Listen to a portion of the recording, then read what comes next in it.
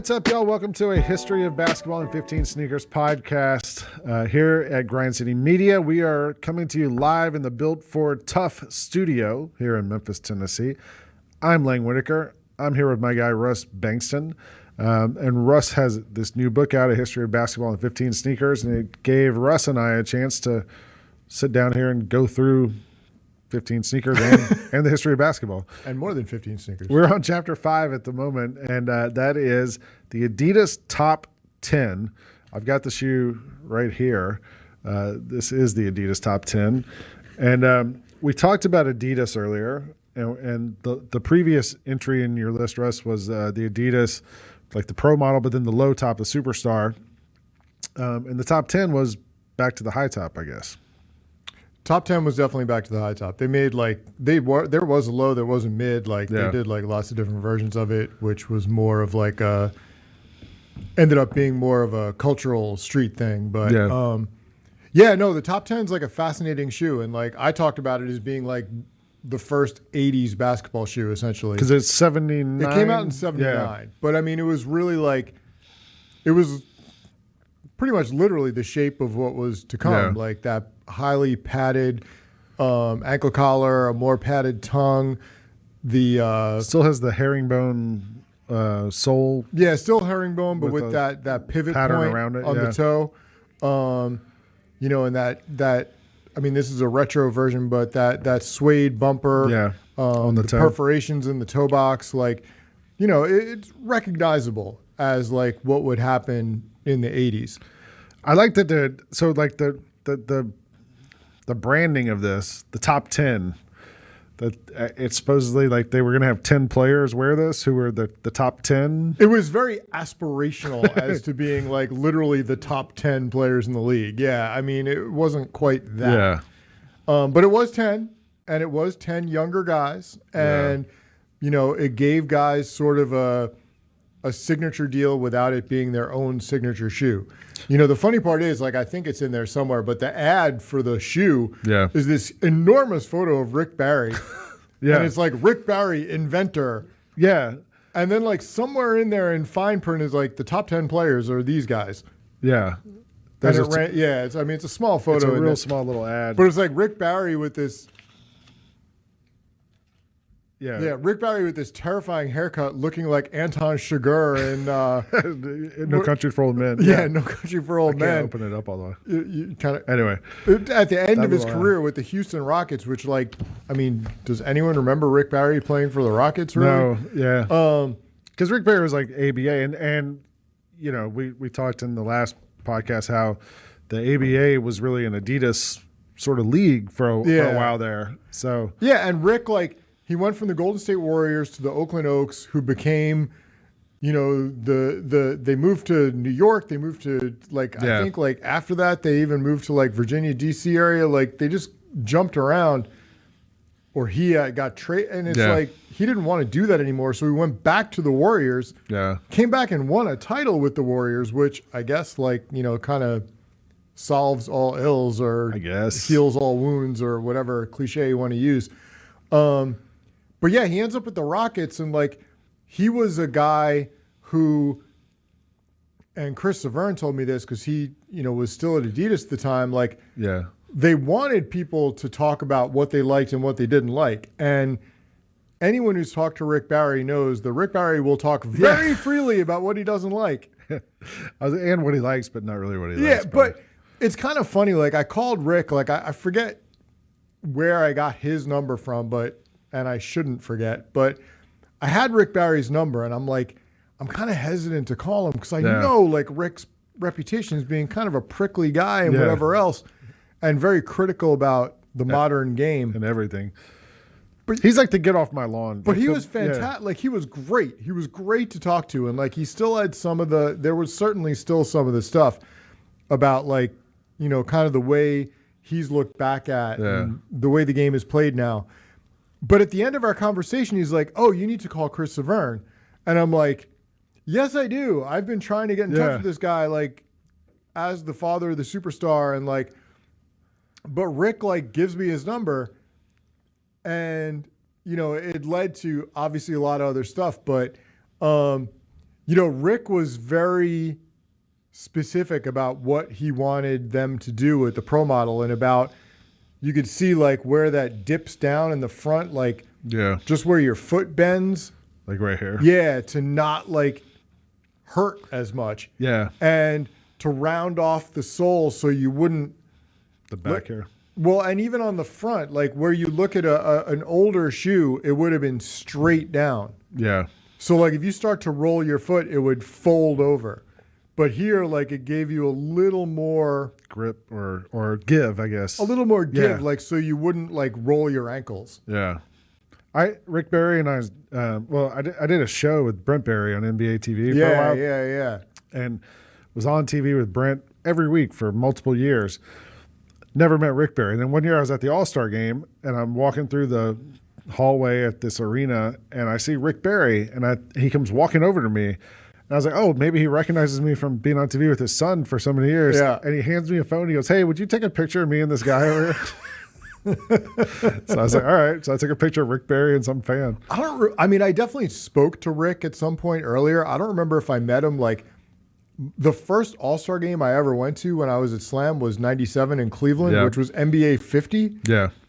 So that's like a good first one to go to. Yeah, never go to an All-Star game, and all of a sudden you're at the one where like all the best players alive are at it, and it's just not all of them because Dominique didn't make the list. Well, and a few guys had passed away. Actually, I don't know if it was only Pete Maravich who had passed away at that point. Not many. Most of them Wilt were there. was at it. Yeah, I remember most of them were there. And like Dominique and who didn't make the list? Bob McAdoo, maybe. Like there was a couple guys who didn't make the list that people were upset about. But Shaq was on it, right? Yeah. So like, but it is funny with this shoe. Like, I think, there's two sides to it, and it's like it was a new shoe, and it was like it did introduce some things that would stay in shoes for a while. Right. But the problem was guys who were used to the old shoes, like they kind of hated it. Yeah. Like, and that was something that came out of this chapter that I didn't know about. Like when I talked to Marcus Johnson, who was probably the most prominent of the top 10 or the best player amongst the top 10, like he had a visceral hatred for this shoe. Like one of his sons ended up wearing it, I think, for a while, or got a pair, I think, that he told me. And his sons now are popular in their own way. Influencers. The meme guys. Yeah. Josiah and I don't know the other one. Spacing, but Josiah, yeah. But yeah, like he just hated that shoe and like made a deal basically to go back and wear the Pro Model again, but still make. He was still a top 10 money. Yeah. Yeah. He was still marketed as one of the top 10 guys, even though. But he's funny too because like, and as we go on, like David Falk becomes like this sort of overarching character through a lot of the sneaker stuff. And Marcus Johnson was represented by Donald Dell. Yeah. Which is where David Falk started out. All right. And he ended up firing Donald Dell because whenever he called to talk to Donald Dell, he would always get foisted off on David Falk. Yeah. And Falk ends up like, this huge guy. If people don't know, Falk becomes Michael Jordan's agent and then Patrick Ewing, all these other famous players through the years. He got James Worthy, his sneaker deal with New Balance. Like, David Falk became the agent of all agents, kind of. But these shoes were, like you said, Marcus Johnson wasn't a fan.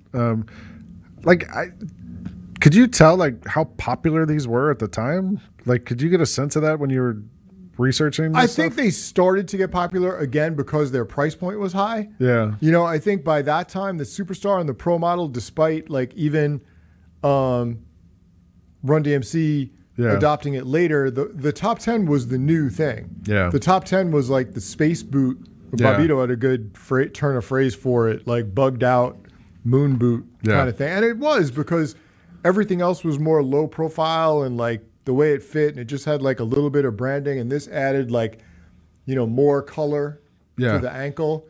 And then you had Isaiah Thomas wear it in 81, like when they won a championship at Indiana. Yeah. So like, you saw it there, and then Adidas was doing things with like even patent leather and all color, like they did like an all red version or all green, like these different flavors that people were into. So I think you look at it now, and it would be a good trivia question to ask somebody. I don't even know if I could do it off the top of my head, but who the top 10 players were.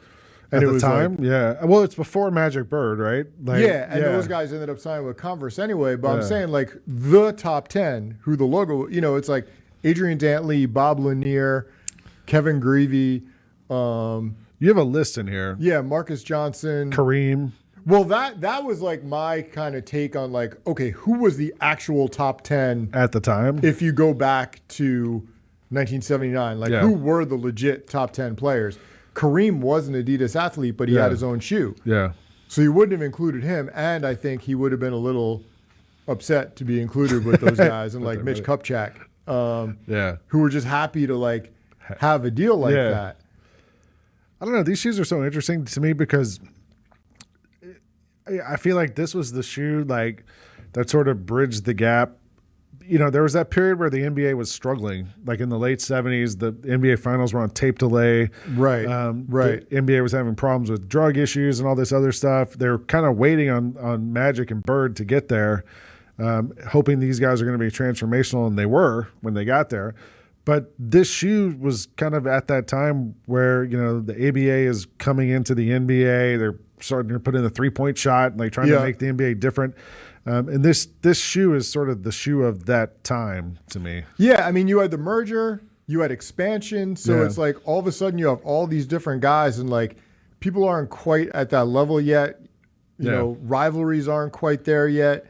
And then, you get Magic and Bird, and you couldn't have imagined a better way for them to join the NBA with the Lakers and the Celtics. You have the two most heralded for sure. franchises on opposite coasts. On East Coast, two guys who played each other in the highest rated NCAA final. Yeah. And it took a while for them not only to play each other in the finals, but also for the NBA to start getting the attention that college ball was getting. Yeah. One of the things you and I were going back and forth on some of the topics around these before the shows, and I said one thought I was trying to think of was when each shoe came out, how was it received at the time? And you wrote they wasn't ready in the notes that I had done because you don't think that it was probably as heralded as it should have been. Well, I think like I said, Marcus Johnson hated it. Yeah. Kevin Greavy wasn't a big fan of it. But Greavy wasn't as big a deal to Adidas, I think, at the time as Marcus Johnson. So they wouldn't let him wear. They said it was wider, the pro right? models, which it was wider. It felt a little sloppier, I think. Yeah. Padding it more in the tongue, and that's kind of a harbinger of things to come too, the padded tongue, the padded ankle collar. It's okay, the padding helps, but unfortunately, the way to make it fit tighter is to have less padding. Yeah. Something like a Chuck Taylor even, or a pro model. So guys got used to what they wore, and it's back then, before you were introducing new models every year, you wore the same thing for a long time. Kevin Greavy told a great story, and I couldn't help but including it, where he wore Adidas, and then he signed he wore Converse at Kentucky, but he really loved Adidas because he got a pair from someone in the ABA. So he signs with Converse because they promised to pay him. Yeah. And he's like, man, I just don't like these shoes. So he just wore Adidas anyway. Even though he had signed. Yeah. The Converse rep finally noticed, dude, what are you doing? You can't do this. We're not going to take your money away because we know you, but you need to do better than this. So he actually had a girlfriend who was a seamstress. Good with needle and thread. So he cut the logos off his Converse or his Adidas to put the Converse logo on an Adidas shoe and wear that, and no one noticed. I know NFL players do that now where they tape it up, and they use the white tape as spats, and they'll draw the logo of whatever the shoe they're supposed to be wearing is on the tape. So, if you're watching from the stands, you see a swoosh, and you're like, oh, he's wearing Nikes, but he might not be wearing Nikes. Well, you see stuff, especially in Europe, and I did not dig into, and I probably could have, but I don't know where it would have fit, where it's guys would wear a Nike or an Adidas that's very obviously that, but they would cut the branding off and draw the new branding on, even though it's super obvious what shoe it was. That seemed to be a lot more prevalent in like European. What would our top 10 be if we had to do a top 10 now? It's funny. Like, I mean, I thought about that, and like, I don't know if you went with the same sort of way Adidas did it back then, which was like not the biggest stars. It's right? not like you're not taking the literal top 10 players in the league, but I think like, you know, for me it would be someone like a Shadon Sharp, who's like incredible to watch. Yeah. You know, but probably isn't quite signature level himself. Maybe like a Desmond Bain to keep it closer to home. Like, I was gonna say, or Jaren Jackson Jr. Like, you know, I think sort of high profile guys who have personality. Who's the other one who should have won the dunk contest instead of that D-League guy who still hasn't played? And Mac McClung? You hate Mac McClung. I'm not a big fan, but no, Trey Murphy. Oh, yeah, from the Pelicans. Yeah. Like, Trey Murphy to me would be a good guy for that. I mean, it sort of reminds me of like coming up, the Converse weapons. I mean, they had Magic and Bird, but they also had a lot of other guys who were not quite, you know, superstar level, Mark Aguirre, guys like that. Bernard King. Yeah, Kevin McHale, who got to be part of this bigger thing. Yeah. Just kind of by association. There were a couple things like that. And I think that was a way to do a shoe that was more of a team thing. And actually, it's a good transition to our next chapter, because the next chapter has a similar sort of way of tying into this, and that company decided to do something similar to that. So we're going to wrap up chapter 5 here. We're going to go to chapter 6 and be back shortly in a couple days. A new one will drop. He's Russ. I'm Lang. This is a History of Basketball and 15 Sneakers podcast here on Grind City Media, and we will see you soon.